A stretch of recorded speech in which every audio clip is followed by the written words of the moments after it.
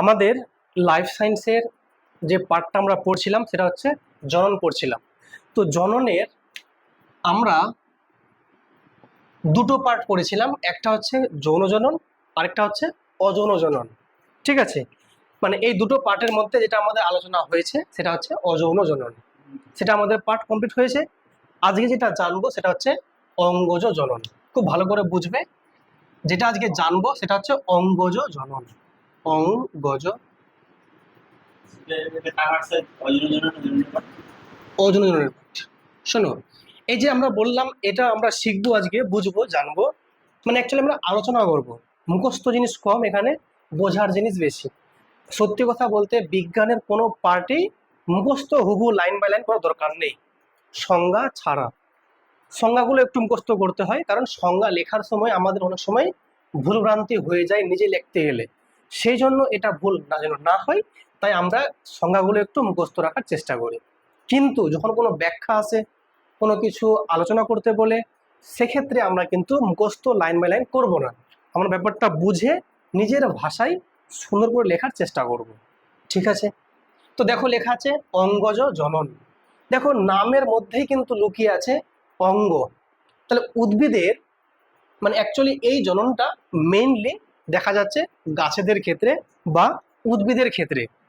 তো উদ্ভিদের কোনো একটা অঙ্গ যদি বিচ্ছিন্ন হয়ে নতুন একটা উদ্ভিদের জন্ম দেয়, তখন সেটা জননের নামই হচ্ছে অঙ্গজ জনন।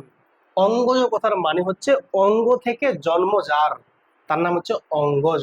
ঠিক আছে, তাহলে অঙ্গজ জনন দেখা যাচ্ছে যে যে সমস্ত উদ্ভিদগুলোর, তার মধ্যে উদাহরণ কি হতে পারে, যেমন গোলাপ। বুঝতে পারছো, গোলাপ। তো গোলাপ গাছের যে আছে, গোলাপ গাছের একটা কোনো ডালকে কেটে তুমি কিন্তু আলাদা একটা গাছ বানাতে পারবে। লেবু, লেবু গাছের কোনো একটা ডাল কেটে তুমি কিন্তু সহজেই একটা গাছ বানাতে পারবে। বুঝে, সজনা গাছ, সেটাও কিন্তু পারা সম্ভব। তাই এক্ষেত্রে এগুলো যতগুলো আমরা এক্সাম্পল বলছি সবগুলো কিন্তু অঙ্গজ জনন। তাহলে এর একটা সুন্দর একটা সংজ্ঞা দেওয়া আছে, যে জনন প্রক্রিয়ার মাধ্যমে উদ্ভিদের কোনো অঙ্গ বা অঙ্গাংশ শরীর থেকে বিচ্ছিন্ন হয়ে, মানে জনিত্রী জীব থেকে বিচ্ছিন্ন হয়ে নতুন অপত্য জীবের সৃষ্টি করে, সেই প্রক্রিয়াকে বলা হয় অঙ্গজ জনন। বোঝা গেল? কিন্তু এই অঙ্গজ জননের কয়েকটা মানে ভাগ আছে। তার মধ্যে যেটা একটা প্রথম ভাগ, সেটা হচ্ছে আমরা দেখে নেব যে এই অঙ্গজননটা কার কার মাধ্যমে হয়। অঙ্গ তো অনেকেই হতে পারে। একটা উদ্ভিদের অঙ্গ কি কি হতে পারে? একটা উদ্ভিদের অঙ্গ হচ্ছে তার কাণ্ড হতে পারে, তার ডাল হতে পারে, তার মূল হতে পারে, সবগুলোই হচ্ছে পাতা হতে পারে, সবগুলো কিন্তু একটা গাছের অঙ্গ। তাহলে সেক্ষেত্রে সেই অঙ্গজননের পার্টের মধ্যে যদি আমরা দেখি যে মূলের মাধ্যমে, গাছেদের যে মূল, সেই মূলের মাধ্যমে বংশ বিস্তার করতে পারে বা নতুন একটা জীবের জন্ম দিতে পারে, এমন আমরা কার ক্ষেত্রে উদাহরণ দেখতে পাই। তো চলো আমরা কিন্তু এর ভাগগুলো এবার আলোচনা করছি। তো প্রথম যে ভাগটা সেটা হচ্ছে মূল। মূল মানে জানো, রুটকে বলি মূল। রুট যেটা, যেই অংশটা মাটির নিচে থাকে তাকে আমরা রুট বলি বা মূল বলি। তো একটা গাছ সেই মূলের মাধ্যমে বংশ বিস্তার করে কিভাবে, তোমরা ভালো করে জানো যে এক ধরনের আলু আছে, আমরা ওকে লাল আলু বলি, বা ওকে আমরা বলি কি বলো, লাল আলু বা রাঙা আলু বলি। তোমরা জানো অবশ্য লাল আলু বা রাঙা আলু, এটাকে আমরা বলি সুইট পটেটো। তোমরা দেখেছো, এটা কিন্তু খেতেও বেশ ভালো। তো এই যে রাঙা আলু বা লাল আলু, এই যে আছে, এরা কিন্তু এক ধরনের উদ্ভিদ। এই উদ্ভিদের এই যে মাটির নিচে, মাটির নিচের যে ওদের মূল রয়েছে, সেই মূল থেকে কিন্তু এক প্রকারের অস্থানিক মুকুল সৃষ্টি হয়। কি বললাম বলো, এক ধরনের কি সৃষ্টি হয় বলো, মুকুল সৃষ্টি হয়। মুকুল, এই মুকুলগুলো কি হয়, সেই তখন ওই অংশ থেকে বিচ্ছিন্ন হয়ে নতুন উদ্ভিদের সৃষ্টি করতে পারে। তার প্রশ্ন কিন্তু আসবে পরীক্ষায়, যে মূলের মাধ্যমে বংশ বিস্তার করে এমন একটা উদ্ভিদের নাম বলো। তো কি বলো, রাঙা আলু বা লাল আলু, এটা হচ্ছে কি সুইট পটেটো। এটার নাম হচ্ছে সুইট পটেটো। তোমরা এটা আলু তোমরা দেখেছো না দেখোনি? রাঙা আলু খেয়েছো, দেখতে খেতেও বেশ ভালো।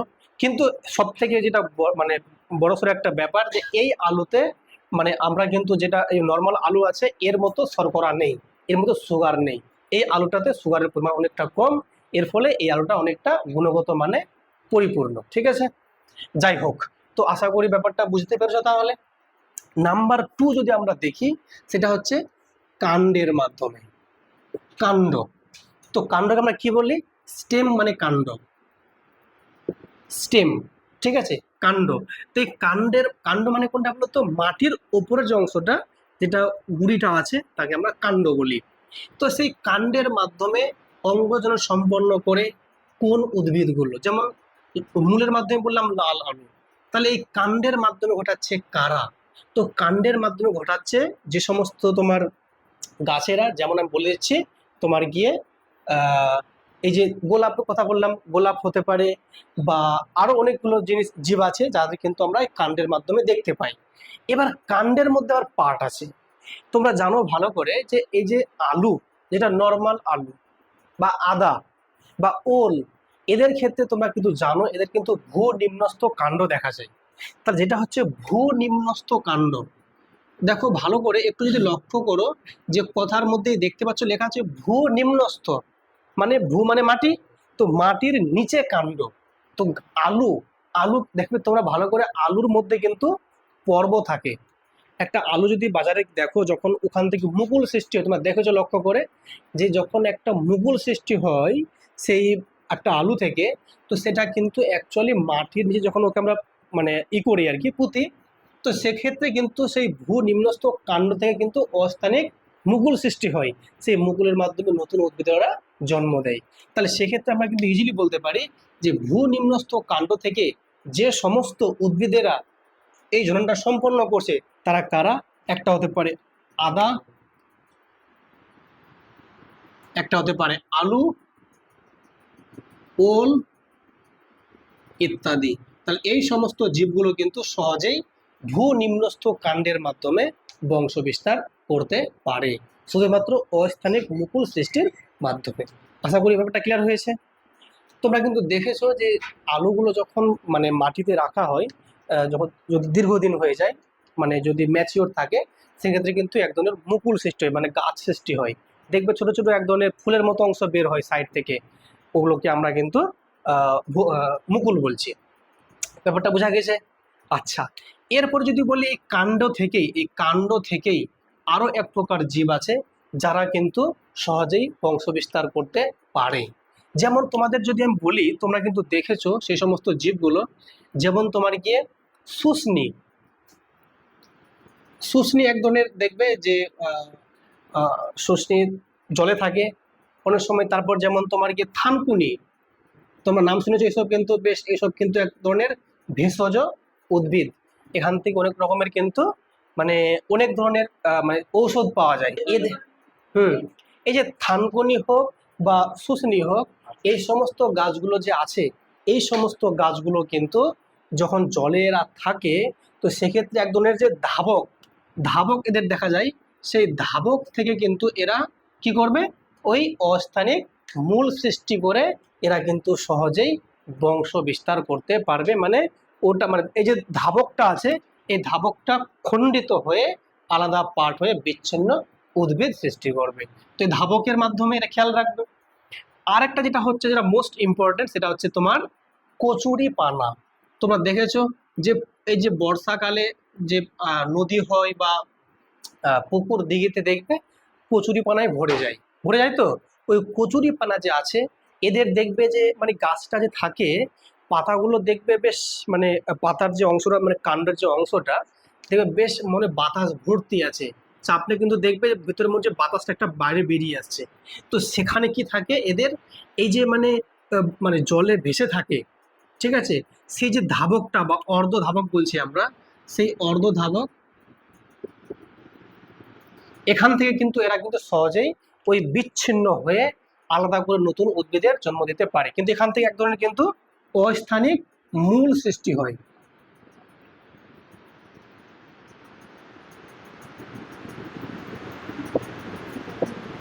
ঠিক আছে, এই অস্থানিক মূল সৃষ্টির মাধ্যমে সহজে কিন্তু কচুরিপানা কিন্তু কি করে?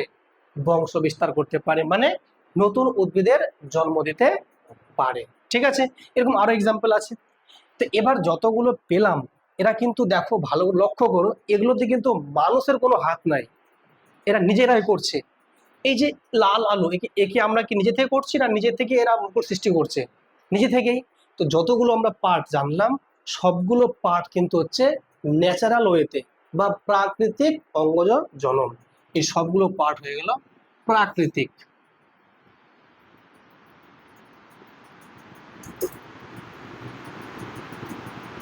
প্রাকৃতিক অঙ্গজ জনন। কিন্তু যখন আমরা বলবো মানুষের দ্বারায়, তখন কিন্তু সেটা আর প্রাকৃতিক থাকবে না, ওটা কি হবে বলো? মনুষ্য সৃষ্ট বা কৃত্রিম বা আর্টিফিশিয়াল বলতে পারি।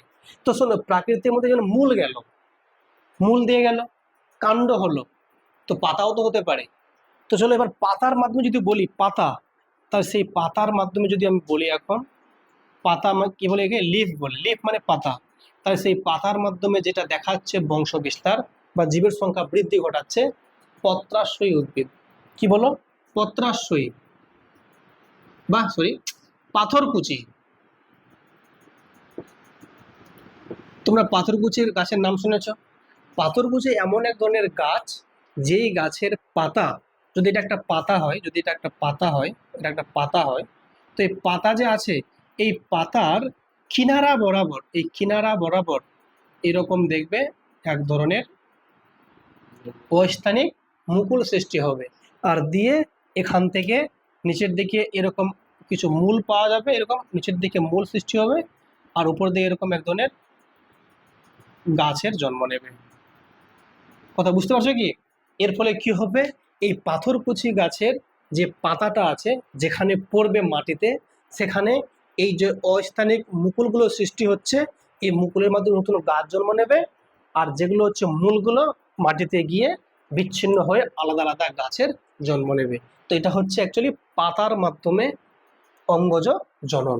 তাহলে এই সমস্ত জীবগুলো কিন্তু সবাই কিন্তু দেখতে পাচ্ছ নিজের নিজের অঙ্গকে বিচ্ছিন্ন করে দিয়ে নতুন উদ্ভিদের জন্ম দিচ্ছে, তাই এটার নাম হচ্ছে অঙ্গজ জনন।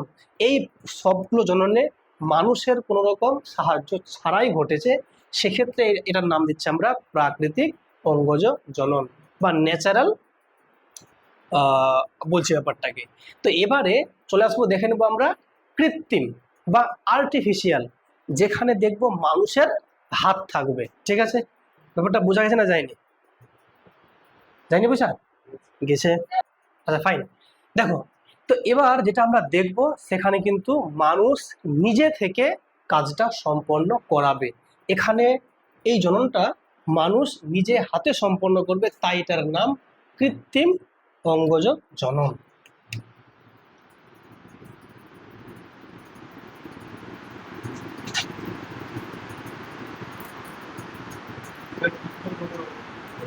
যেটা আর্টিফিশিয়াল, মানুষ নিজে হাতে নাতে বানাবে। ঠিক,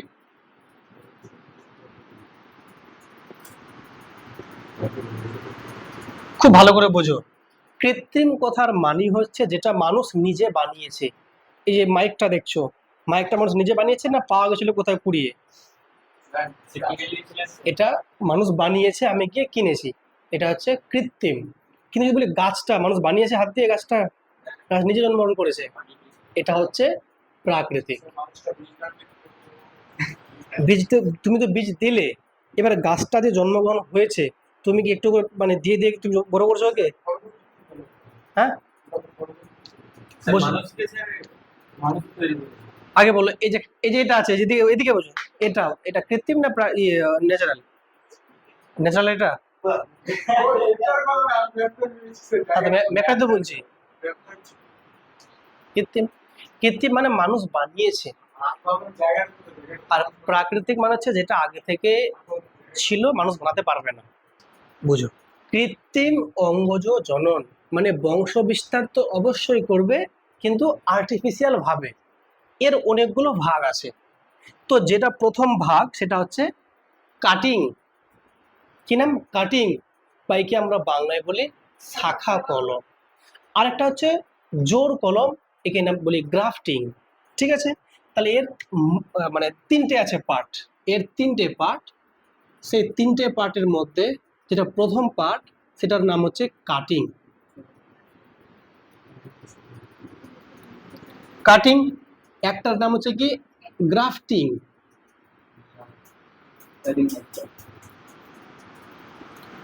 আরেকটার নাম হচ্ছে মাইক্রো প্রোপাগেশন।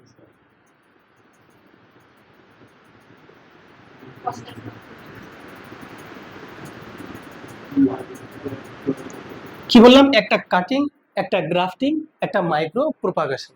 যেটা কাটিং, কাটিং মানে কাটা, কোনো কিছু কেটে নেওয়া, তা সেটা হচ্ছে কাটিং। এটাকে ইংলিশে বলছি কাটিং, CUTTING, যেটা কাটিং, ঠিক আছে। আর বাংলায় হচ্ছে শাখা কলম, শাখা কলম, ঠিক। যেটা হচ্ছে গ্রাফটিং, এটা এই গ্রাফটিং স্পেলিং, আর বাংলায় হচ্ছে জোর কলম, জোর কলম। আর যে মাইক্রো প্রোপাগেশন, মাইক্রো কথার মানে হচ্ছে অণু বা ছোট। তো অণু, দেখো মাইক্রো মানে হচ্ছে ছোট, এর আগে বলেছিলাম অবশ্য আমি, ছোট বা অণু। তো অণু, আর যেটা হচ্ছে প্রোপাগেশন মানে হচ্ছে বিস্তার বা বিস্তারণ, তো অণু বিস্তারণ, ঠিক আছে। এই তিনটে প্রক্রিয়ার মাধ্যমে আমরা যেটা দেখতে পাচ্ছি সেটা হচ্ছে কি কৃত্রিম অঙ্গজ জনন। ব্যাপারটা কিরকম স্যার?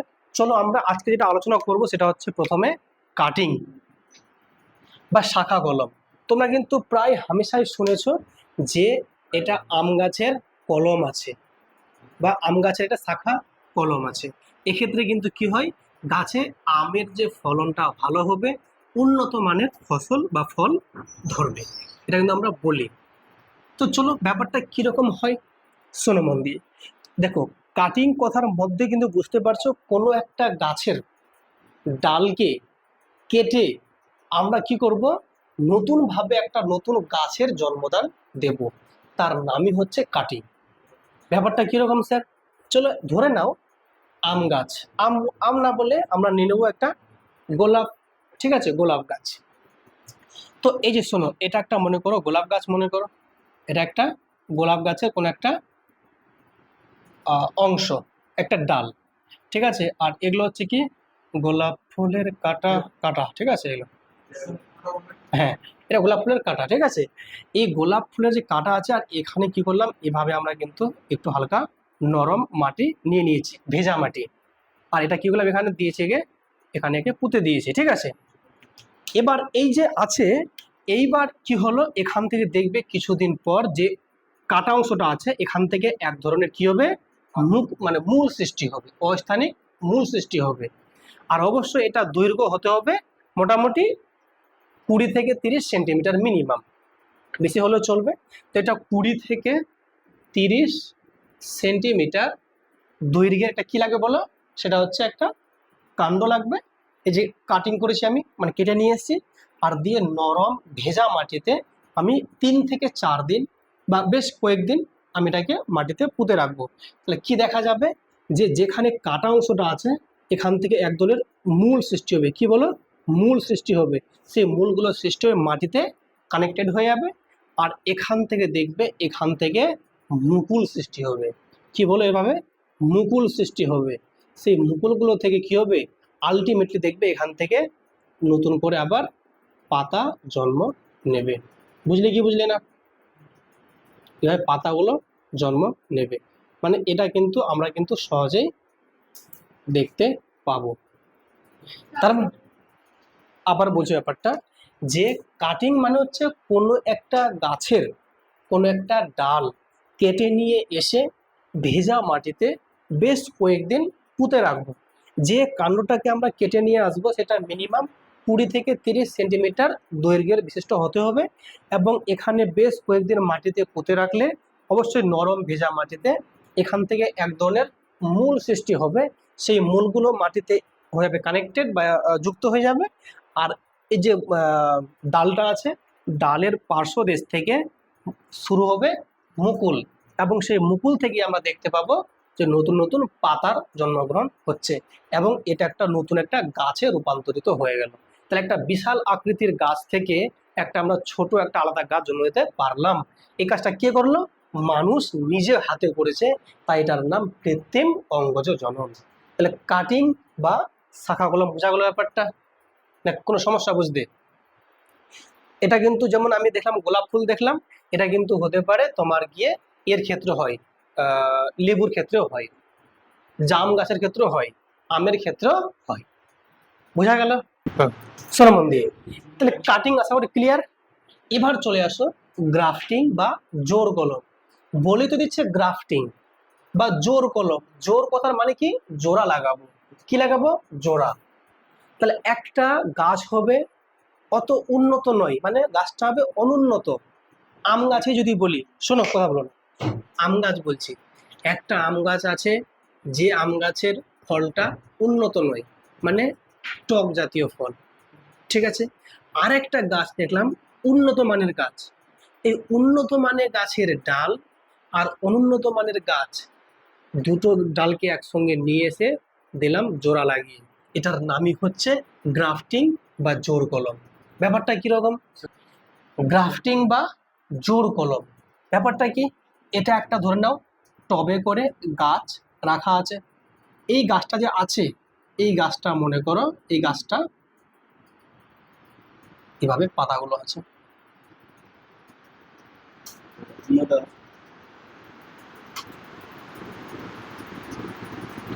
আশা করি ব্যাপারটা বুঝতে পারছো। আমি তো আর এখানে ছবি আঁকছি না, এখানে মোটামুটি করে একটা বুঝাচ্ছি আর কি। ঠিক আছে, তাহলে তোমরা দেখতে পাচ্ছ ইজিলি যে এখানে একটা গাছ আছে। এই গাছটা কিন্তু টবে রাখা আছে, ছোট গাছ একটা। আর এইখানে একটা এরকম বড় গাছ আছে মনে করো, ঠিক আছে। এই বড় গাছের, হ্যাঁ এই বড় গাছের এখান থেকে একটা ডাল আছে মনে করো, এখানে একটা ডাল। এই ডালটার এখানে কি করলাম, এর সঙ্গে যুক্ত করে দিলাম, এই জায়গাটা যুক্ত করে দিলাম। ভালো করে বুঝবে, এই জায়গাটা যুক্ত থাকা অবস্থায়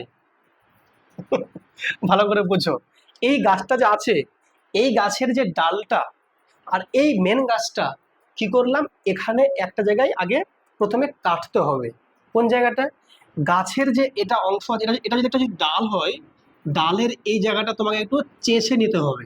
কি করতে বলো? চেঁচে নিতে হবে। যখন চেঁচে নেবে তখন কিন্তু খেয়াল রাখতে হবে, চেঁচে নেওয়ার সময় দেখতে হবে যেন এর ভেতরে যে ক্যাম্বিয়ামটা আছে ওটা কিন্তু বের হতে অবশ্যই হবে, নাহলে কিন্তু হবে না। আবার ক্যাম্বিয়াম কি জিনিস স্যার? মানে এটা চাঁচতে চাঁচতে একটা সময় দেখা যাবে যে ওপরের যে ছালটা ওটা উঠে গেছে, আর ভেতরে দেখবে যে একটা রস সেটা কিন্তু বাইরে বেরিয়ে আসছে, ওটা হচ্ছে ক্যাম্বিয়াম, ঠিক আছে। মানে প্রথম যে অংশটা, সেই ক্যাম্বিয়াম যখন বেরিয়ে গেছে, তাহলে এটা যখন মানে চেঁচেছো, তো এটাও কিন্তু চাঁচতে হবে। দুটো যখন চাঁচা কমপ্লিট, দুটোকে একে অপরের সঙ্গে জোড়া লাগিয়ে দিয়ে একটা দড়ি দিয়ে শক্ত করে বাঁধতে হবে। যখন বাঁধা যখন কমপ্লিট, এভাবে এখানে রেখে দিতে হবে। আর যদি পারো তো অক্সিন যে হরমোনটা আছে, যেটা কৃত্রিম অক্সিন হরমোন, সেই হরমোনের একটা লঘু দ্রবণ দিয়ে সেই জোড়া লাগা অংশে একটু করে দিতে পারো, তাহলে ওই জায়গাটা দ্রুত জোড়াটা লাগবে। এর ফলে কি হবে, বেশ কিছুদিন রাখার পর দেখা যাবে যে এই গাছের ডালটা ওই গাছের ডালের সঙ্গে পুরোপুরি মিলে গেছে। এবার এখানে একটা ব্যাপার হচ্ছে, কিছুদিন যখন যাবে এই গাছটার ডালটা এখানে কেটে নেওয়া হবে, তাহলে এর ডালটা ওখানে থেকে গেল, উপরের পাটা থেকে গেল, আর এই গাছটাকে আলাদা করে রেখে দেওয়া হলো। এটার নামই হচ্ছে গ্রাফটিং বা জোর কলম, মানে জোড়া লাগালাম। তো এই ক্ষেত্রে এখান থেকে প্রশ্ন কিরকম আসবে, এই যে যে গাছটা আসল গাছ, এই গাছটার নাম হচ্ছে স্টক। কি নাম বলো? স্টক। স্টক একে ইংলিশে বলছে STOCK।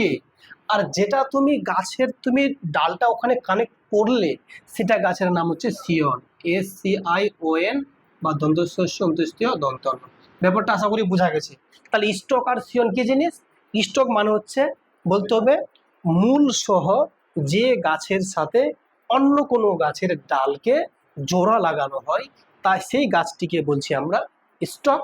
এবং সেই গাছটির সঙ্গে যে গাছের ডাল জোড়া লাগানো হয়, সেই গাছটিকে বলছি আমরা শিয়ন। বোঝা গেল?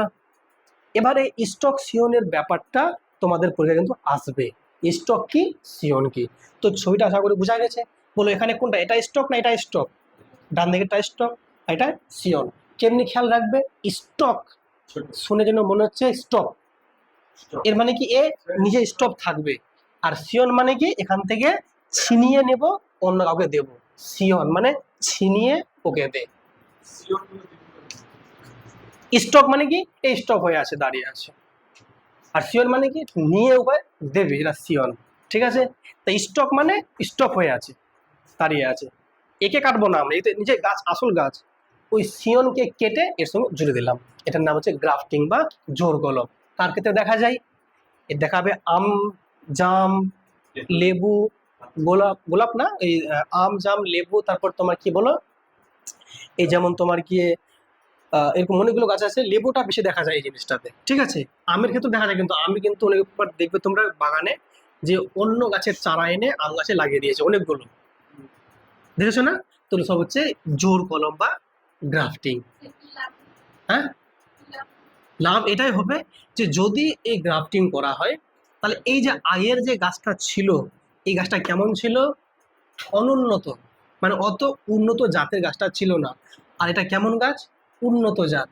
তাহলে এই জাতটার গাছটা যখন ওর সঙ্গে যখন মিলে গেল, তাহলে এখানে কি হবে, এই গাছের মধ্য দিয়ে এই গাছের ফলনটা ওখানে ধরবে,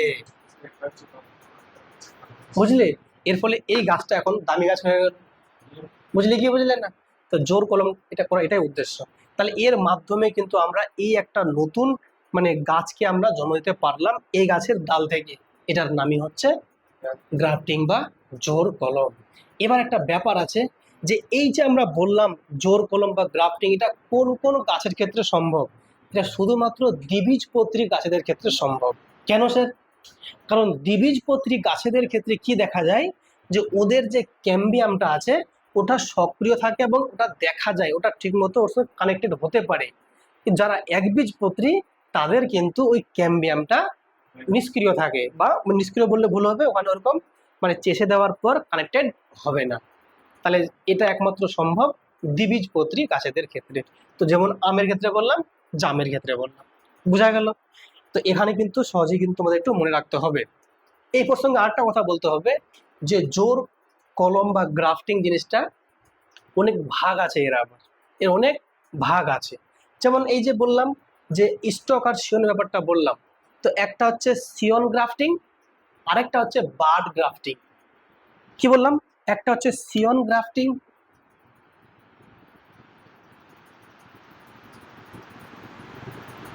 আরটা হচ্ছে বার্ড গ্রাফটিং। ব্যাপারটা কিরকম কি স্যার, বুঝো? যেটা আমরা এখানে দেখালাম এটা হচ্ছে আমাদের সিয়ন গ্রাফটিং। কেন? অন্য গাছের সিয়নকে তুলে এনে এখানে করলাম কানেক্টেড, তাহলে সিয়ন গ্রাফটিং।